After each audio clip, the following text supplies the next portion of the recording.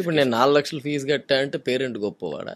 అంతే కదా అనుకుంటున్నాం కదా మరి. అంటే ఐఫోన్ కొన్నట్టేమో. ఇప్పుడు నా దగ్గర ఒక లాస్ట్ బిఫోర్ ఇయర్ అనుకుంటే ఒక స్టూడెంట్ వచ్చినాడు ఒక ఇంటర్నేషనల్ స్కూల్ నుంచి. ఆయన ప్రొఫెసర్ యాక్చువల్గా.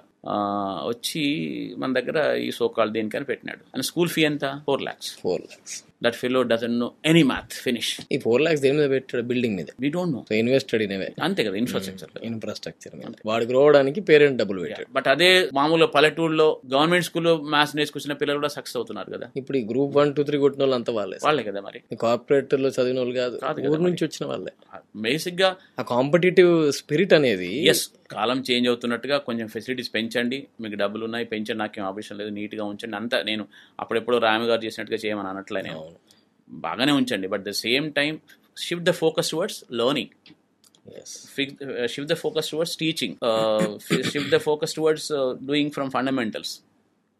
మొత్తం చూడండి, ఒక అమెరికాను, ఒక లేకపోతే ఏమైనా ఒక డెవలప్డ్ కంట్రీ లేక చైనాను, ఇట్లాంటి డెవలప్డ్ కంట్రీస్కి మెయిన్ వాళ్ళు ఎకనామిక్గా ప్రోగ్రెస్ అవ్వడానికి స్కూల్ ఎడ్యుకేషన్ వాజ్ స్ట్రాంగ్.